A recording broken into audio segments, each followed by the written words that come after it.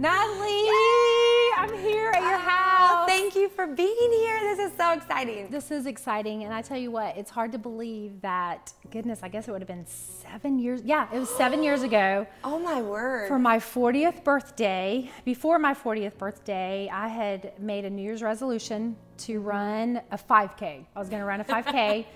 My birthday was in February. I actually ran the Jingle Bell Jog. Yes. So it shows you it took me the whole year to before my following 40th. All that to say, for my 40th birthday, I ran the Disney Princess Half Marathon. That summer, it was hotter than Pudunkus. I'm sitting at my house in Tampa, and I was looking, the registration for the Disney Princess Half Marathon had come out, and I was thinking, you know what, I should register for this thing again just to get myself out exercising, because I hadn't done anything since the half marathon. And I remember tweeting, it was back when we were all on Twitter. We do Instagram now. Yes. This was back when it was Twitter. So I had tweeted and I said, I need to get out there and start running again for the Disney Princess Half Marathon. You replied to me and you said, love the princess part, hate the running part. And we just got into a conversation. And you know what's so funny, Carmen, is I don't know that I even really knew you then. Yeah, like not well. I can honestly say, I don't know what possessed me to respond to that tweet. Yeah. I've never been a runner. I'm still not a runner. There's no part of, like, people like run and they're like, oh, but eventually just give it time, you'll get that runner's high. No, never got it. No, that high does not exist for me. All that exists is throwing up and icing my legs. Yeah, well, you did. And we still do. And I'm like, but I responded, and all I can say is, I didn't know that God cared about Twitter, but he used it. He used it. He used it to birth something pretty. He did, and you replied back and said, love the princess, hate the running part. We started an email conversation. Do you remember? I do. It was then that we talked about marrying running. Yes. And what you do with human trafficking. So just talk a little bit about your work, because that is truly what birthed Team Freedom. It is, and I think about it, it was like, okay, well, if I'm gonna do this, there has to be a serious reason behind it, like a cause. And 14 years ago, wow, 2004, I was watching Law and Order, and people have heard me tell this story before, but for those who haven't, you know, I was watching Law and Order. I didn't know that TV could change your life, but Law and Order I love, and it was always like, okay, this is ripped from the headlines. So they were doing this episode on human trafficking. They were literally showing, you know, these girls being sold out of the back of a van in New York City, and they were being held in people's basements. And I just remember watching that. It was a day off from touring, and I'm like a bowl of popcorn going, seriously, what headline is this ripped from? There are not people in New York City being held in basements. And then I'm like halfway through, and I actually remember going, what if there are people in New York City? And then I do what we do when we don't know. I Googled, and I was like, what is human trafficking? I was taken to the human trafficking report that our government puts out, and I was like, wait, our government knows about this? Wait, this is a real thing. And I didn't understand half of it, but I understood enough of it to go, okay, there are more slaves in the world today than at any other point in our history. What am I gonna do about it? I sing, I've got a platform. I probably need to like use, and you know, I didn't know. I didn't have a clue what I was doing, but I was like, I could probably use my platform to tell people about this, because they're probably like me and they don't know it's real. Right. Fast forward a few months after that, I actually ended up taking a trip to India. There was an organization that I found on Google that I literally called up, and I was like, I was watching Law and Order, and they're like, oh, they did the episode on human trafficking. I was like, yes, and I need to know what you guys do. And I was Googling people that fight human trafficking that are Christians, literally, because I didn't know what else to Google. And you're like the only one that came up. And so they ended up taking my husband and I to India. We were in Mumbai. We stepped off the plane. If you've never been to Mumbai or anywhere in India, your senses are assaulted anyway, because you've never smelled smells like that. You've never seen sights like that. Like, the whole thing was just so overwhelming. Then they take us straight into the red light district, and I'm like, wait, we're just walking by, and there's little kids for sale on the street, that literally, like, an older woman that's offering a 5-year-old, a 6-year-old for sale. And you're like, we've walked into some movie set for a horror film. This can't be real. And then we're walking down the street, and my husband said, just look up. And I looked up, and I saw a little girl in a cage that could not have been more than 6 years of age. And I'll never forget it, because I thought, were those bars on the window? And they weren't. It was literally a cage in a window where I could see her eyes, and we connected, and she wasn't screaming. She wasn't saying, help, get me out. She was just like this little shell of a person. And I remember with the man we were with, I was like, why is that child in a cage? And he said, she must be new.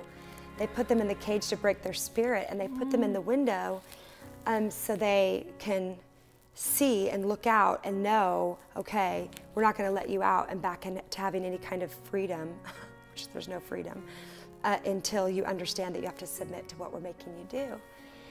And you know what's so bizarre is, oh my gosh, I'm gonna cry. Okay. It's okay. But just this morning, I looked up the verse of the day, and I was explaining to my girls, it was from Colossians 3, I think it was verse 2, and it says, set your mind on things which are above. Set your mind on Christ, who is seated at the right hand of the Father. Don't set your mind on those things which are right in front of us. You know, those little things that are right in front of you, and then in the Message version it says, just look up.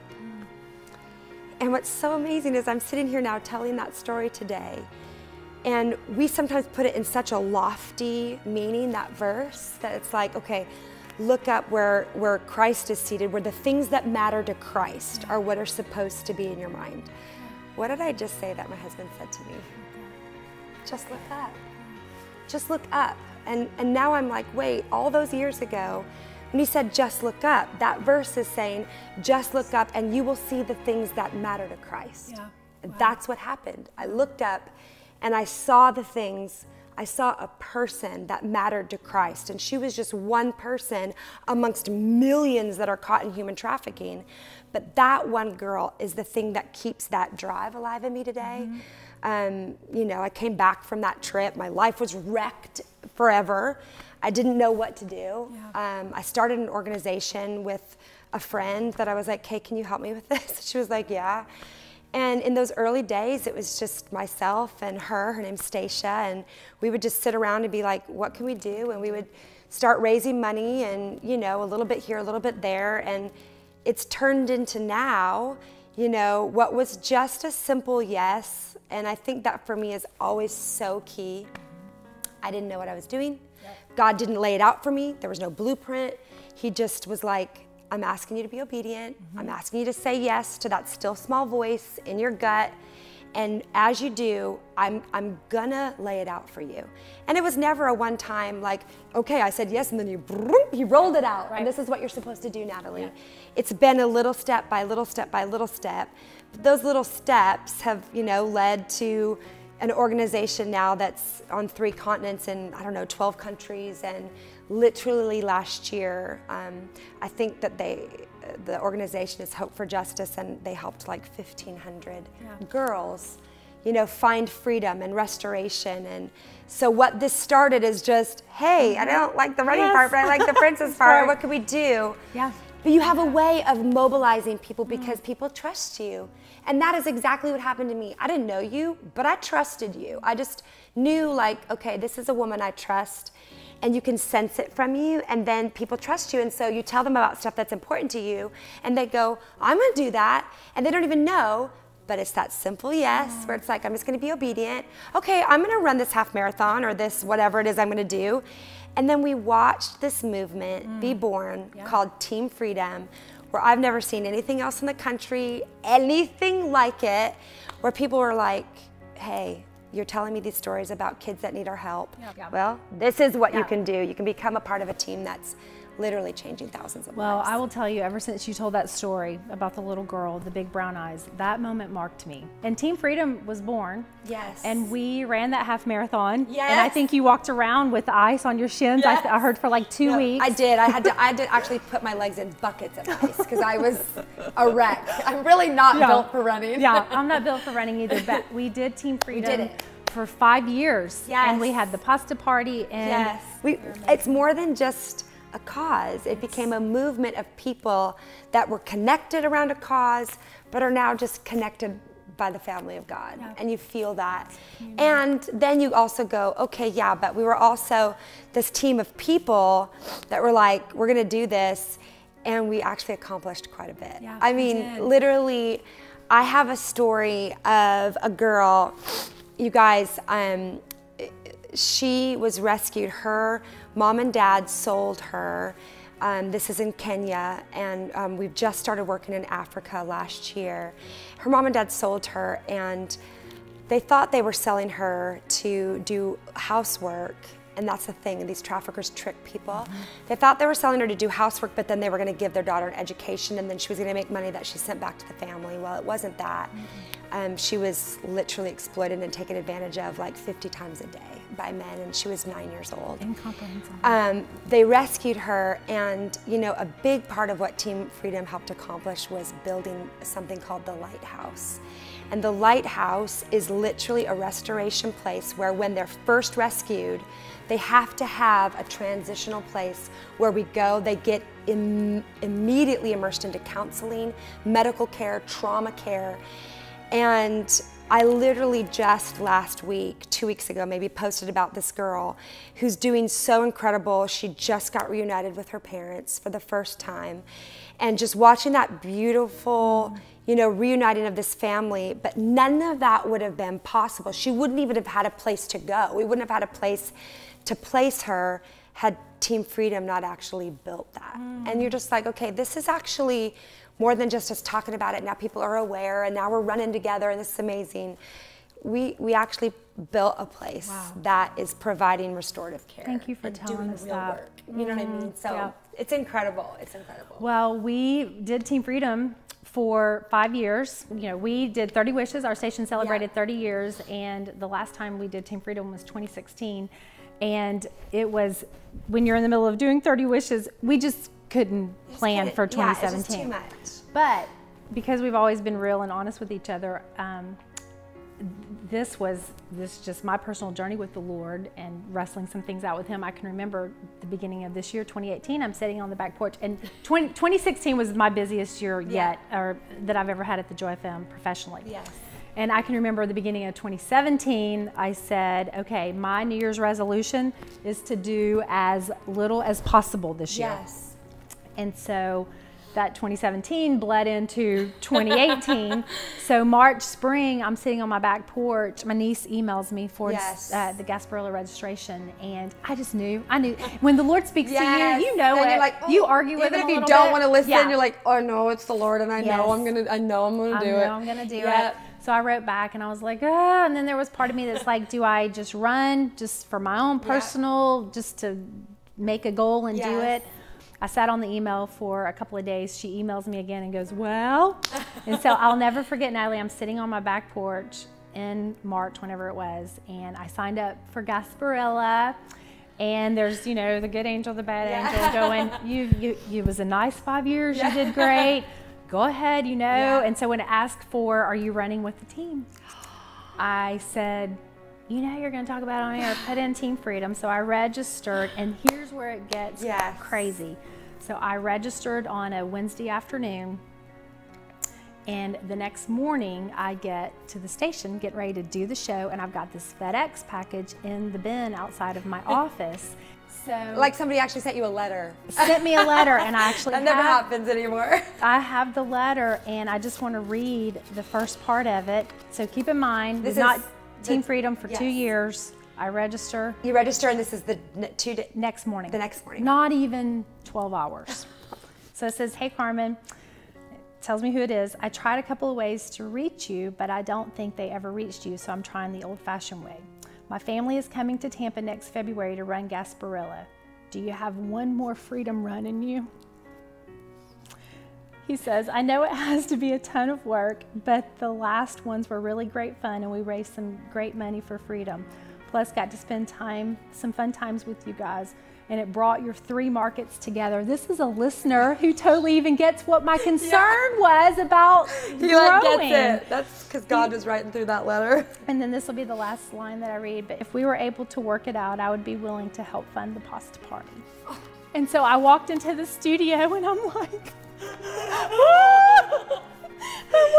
I knew God just sent me a letter. I'm like, read this, and I'm looking at Dave and Bill, and I'm going, is this the Lord? Is this the Lord? You're crying, and they're like, it's actually just another day with Carmen. I know. And And then they're like, wait, what are you saying? I mean, I still have chills to this. Incredible. But it's like, is this the Lord? Natalie, like I signed up the day before, literally, and that is in my, sometimes we're like, Lord, just give me a sign. He was like, okay. A sign to you? Okay. I'll FedEx you. I'll FedEx you a handwritten note. What I love is that he actually said, I have tried so many ways to get a hold of you, and so I'm trying the old-fashioned way. He was like, that to me is somebody who was so listening to the prompting. That's right. That he actually wasn't gonna be deterred, even though it was like, okay, how do I get this? And he's like, no, I'm gonna find a way to deliver this. Yeah. And that's somebody else that played just as significant a part as those of us who will do the work of putting the event on. You're like, wait, no. That's the thing I love, is because all of us have a significant part to play. It always comes down to obedience. Just that simple obedience. You know? So all that like, to say, then you called me I called you, and I'm like, I think we're doing Team Freedom again. I think we do Team Freedom. So it's a reboot. It is. So Team Freedom is back. We're so excited. Registration is open. And to actually run, you guys. That it's the Lord when I register to run. Now it's not an actual half. that I'm going to run. I'm running the 8K. Yes. That's because I still want to be like you. So I'm doing 8K. Are you going to do it? I am. You are, And I even challenged my girls. You did. So we might not run, we might walk. Yeah, but that's okay. I think we might do it as a family. Oh, I think we might all do it. So I just think it's I know. It's undeniable, but you know what? We've got to think about the bigger picture. And you know, we came up with this phrase 7 years ago, running for those not free to run yet. Guys, there's increasingly more girls who are free to run now. Like they're free. They've been given their freedom back. And I'm seeing like the fruit of our labor. And there are still millions upon millions who are not free to run yet. But we're talking about real girls, real people who are running back into their mom and dad's arms, who are running back into their grandparents' arms, who are running back into a future that had been stolen from them. But because of what we're doing, we're giving them the tools to run back into their future. And we're going to lace up, and it's going to be hard, but it's going to be that's terrible. A great visual. Yes, like we're running, but we're helping them break chains, and they are running into their future, which they never thought they'd have again. And so I'm going to tell myself that when I'm icing my leg, because we know them buckets are coming back out. I'm going to fill up those buckets of ice. My poor legs are going to be like, and my buckets of ice. And though I'm not supposed to be eating sugar, I'm going to have a bag of Twizzlers next to me while I'm doing it. Oh my goodness. It's the only way I can get through. All right, high five. Yes, we're doing it. Back.